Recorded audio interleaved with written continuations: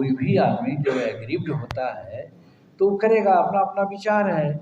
मेरा कहने का मतलब है कि बाबा भीमराव अंबेडकर ने भी जब आरक्षण की बात की थी तो उन्होंने कहा था हर 10 वर्ष पर इसकी समीक्षा होनी चाहिए।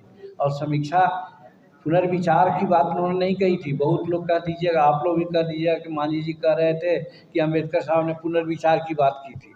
इसलिए हम खोल करके कहते हैं पुनर्विचार और समीक्षा में फ़र्क होता है। समीक्षा इसलिए कि 10 वर्ष में हमने क्या किया, क्या पाया, क्या खोया। लेकिन आज 77 वर्ष 76 वर्ष हो गए आज़ादी के, क्या एक बार समीक्षा हुई?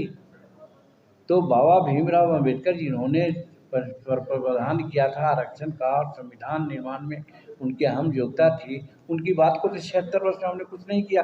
उसी बात को सुप्रीम कोर्ट ने आज किया कि भाई जो लाभ लेकर के आगे बढ़ गए हैं, हम उनको न कहते कि उनको दबाइए, वो बढ़ते रहें। लेकिन जो पीछे पड़े हुए हैं, जैसे एक उदाहरण आपको बतलाते हैं।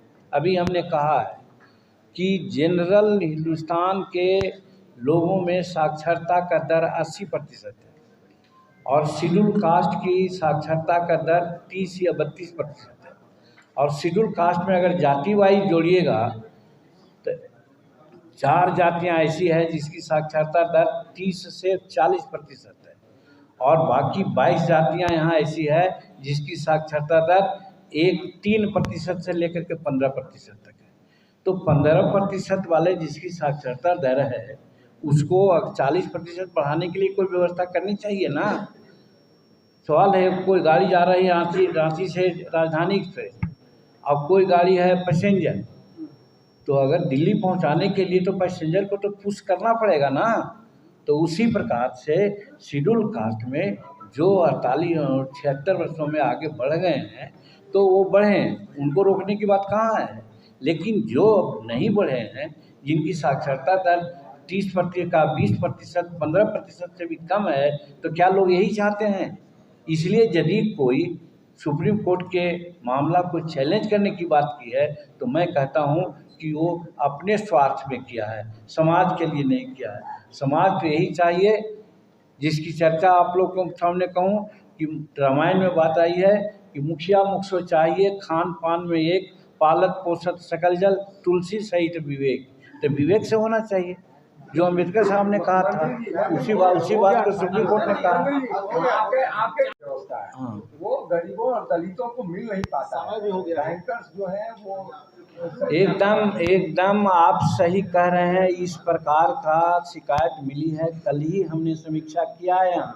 हमारे यहाँ क्या कहते हैं उसको, खादी ग्राम उद्योग है हमारे यहाँ, फिर NSIC है हमारे यहाँ, क्वायर बोर्ड है हमारे यहाँ, MSEME ऑफिस है। ये सब का कल हम मीमांसा किया है। तो हम लोगों ने पाया है कि जितनी शिकायतें आ रही है वैसी शिकायत नहीं है। कुछ लोगों के साथ ऐसा है, लेकिन बाय एंड लार्ज बैंकर लोगों का कोऑपरेशन हुआ है।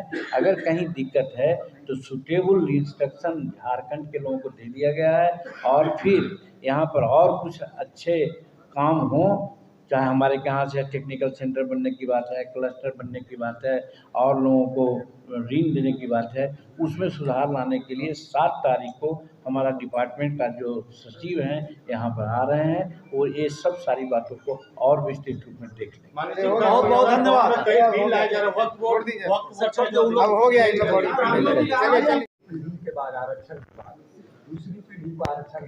देखिए, वो ऑर्डर नहीं है, 7 जज लोग किया है फैसला, नोट दिया है, उसमें एक जज ने वैसा कहा है।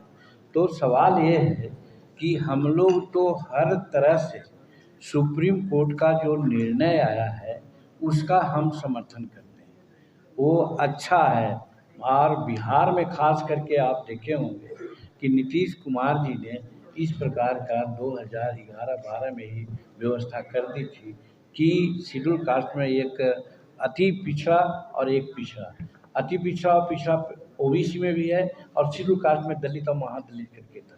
तो उसी वर्गीकृत को कुछ लोगों ने कोर्ट में भी उसमें चैलेंज किया था, तो कोर्ट ने अमान्य कर दिया था हम लोगों का निर्णय को। तो जिसके तरह से फिर जैसे के तैसे था, उसी चीज़ को सुप्रीम कोर्ट ने फिर कह दिया।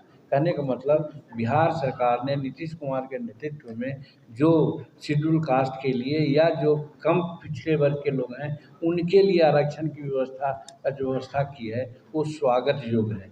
रही बात एक पीढ़ी की बात है, तो वो जनरल वो फैसला नहीं है, वो एक जज की मान्यता है। तो उस पर क्या आगे फैसला वो लोग लेंगे, तो उसके बाद हम लोग उस पर बात करेंगे। पर मान लीजिए उसी पीढ़ी के बाद आरक्षण के बाद दूसरी पीढ़ी को आरक्षण दूसरे लोग, देखिए वो ऑर्डर नहीं है, 7 जज लोग किया है फैसला, नोट दिया है, उसमें एक जज ने वैसा कहा है। तो सवाल ये है कि हम लोग तो हर तरह से सुप्रीम कोर्ट का जो निर्णय आया है उसका हम समर्थन करते हैं, वो अच्छा है। और बिहार में खास करके आप देखे होंगे कि नीतीश कुमार जी ने इस प्रकार का 2011-12 में ही व्यवस्था कर दी थी कि शेड्यूल कास्ट में एक अति पिछड़ा और एक पिछड़ा, अति पिछड़ा और पिछड़ा ओबीसी में भी है, और शेड्यूल कास्ट में दलित और महादलित करके था। तो उसी वर्गीकृत को कुछ लोगों ने कोर्ट में भी उसमें चैलेंज किया था, तो कोर्ट ने अमान्य कर दिया था हम लोगों का निर्णय को। तो जिसके तरह से फिर जैसे के तैसे था, उसी चीज़ को सुप्रीम कोर्ट ने फिर कह दिया। कहने का मतलब बिहार सरकार ने नीतीश कुमार के नेतृत्व में जो शेड्यूल कास्ट के लिए या जो कम पिछड़े वर्ग के लोग हैं उनके लिए आरक्षण की व्यवस्था की है, वो स्वागत योग्य है। रही बात एक पीढ़ी की बात है, तो वो जनरल वो फैसला नहीं है, वो एक जज की मान्यता है। तो उस पर क्या आगे फैसला वो लोग लेंगे, तो उसके बाद हम लोग उस पर बात करेंगे। पर मान लीजिए उसी वो खाका में से आपको स्पष्ट होगा कि हमारे दल के लोगों को काम चलाने के लिए, मैंने पार्टी को काम चलाने के लिए नरेंद्र मोदी जी ने कितना अच्छा काम किया है कि जो MSE जो हमारा है, जिसको हम कहते हैं कि MSME मतलब micro small and medium enterprises, इसको दिया गया विभाग को। तो जानते हैं उस विभाग में क्या है, वो GDP का 31.1% योगदान है इस विभाग का।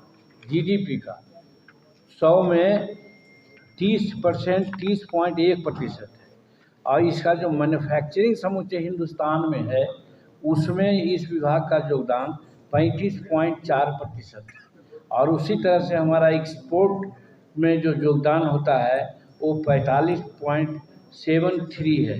कहने का मतलब इतना बड़ा विभाग का हम लोगों को मौका दिया है नरेंद्र भाई मोदी जी ने, इसलिए उनको हम लोग अपने तरफ से तो आभार व्यक्त करते ही हैं। एक गरीबों के लिए, जिसकी 70% आबादी है, उसके लिए उन्होंने इतना बड़ा काम सौंपा है और काम करने के लिए मौका दिया है, और बिहार को जो दिया है बजट, उसके लिए हम लोगों ने धन्यवाद दिया है। तो कहने का मतलब हमारे जो आज एग्जीक्यूटिव मीटिंग में ये भी प्रस्ताव प्रधानमंत्री के प्रति, बजट अच्छा दिया है, बजट गरीबों के लिए किया है, बजट महिलाओं के लिए किया है, और हमारे दल के जो मंत्री हैं उनके लिए भी अच्छा विभाग दिया है। इसके लिए हम लोगों ने आभार व्यक्त किया है। ये आज हमारे कार्यकारिणी समिति की बैठक का एक अहम प्रस्ताव भी है। तो इसी तरह से हम लोग ने प्रस्ताव आज 7 पारित किया है, जिसकी प्रतियां आपको मिलेगी। मूल रूप में जो बातें थी उसकी चर्चा आपके सामने हमने कर दी।